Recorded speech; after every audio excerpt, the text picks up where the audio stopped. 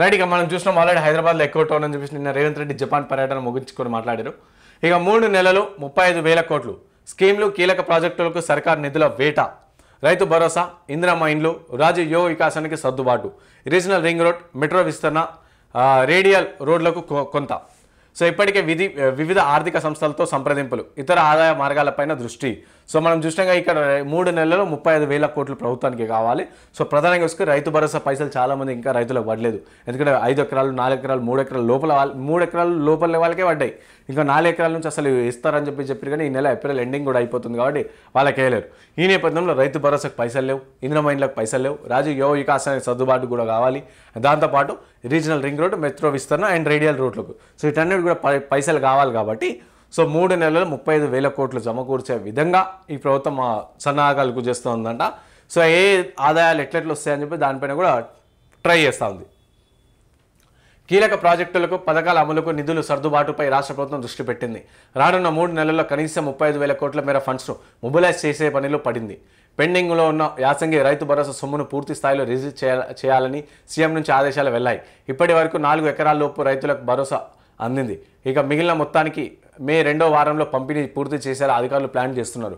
ఇక త్వరలో ప్రారంభమయ్యే వానాకాలం సీజన్ కూడా రైతు భరోసా కింద పెట్టుబడి సాయం అందించాల్సి ఉంటుంది. ఇందుకోసం ఇప్పటి నుంచి నిధులు సమకూర్చుకునే పనిలో నిమగ్నమై ఉన్నారు. ఇందిరమ్మ ఇండ్లు, రాజీవ్ యువ వికాసానికి సంబంధించి కూడా ఆర్థిక శాఖ యాక్షన్ ప్లాన్ రెడీ చేస్తున్నది.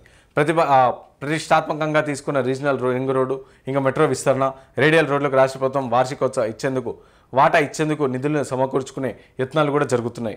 ఇప్పటికే వివిధ ఆర్థిక సంస్థలతో రాష్ట్ర సర్కార్ సంప్రదింపులు జరుపుతున్నాయి. ఇతర ఆదాయ మార్గాలపైన కూడా దృష్టి పెట్టింది. ఈ విధంగా మెయిన్గా చూసుకుంటే రైతు భరోసా ఇంకా 4 ఎకరాల లోపల వాళ్ళకి అయింది, ఇంకా 4 ఎకరాల పైన వాళ్ళకి జరగలేదు. ఇది కేవలం యాసంగికే. ఇప్పుడు వానాకాలం వస్తుంది కాబట్టి వానాకాలం రైతులకు కూడా కావాలి. సో వీటన్నిటిపైన దృష్టి పెట్టి, అలాగే ఇందిరమ్మ ఇండ్లకు సంబంధించి మేము ఇందిరమ్మ ఇండ్ల పథకం తీసుకొస్తున్నాం. సో వాళ్ళకు కూడా ఏ సంబంధించి చెప్పింది, ఇంకా వాళ్ళకి కూడా డబ్బులు ఇవ్వలే కావచ్చు, ఇవన్నీ కూడా జరగలే.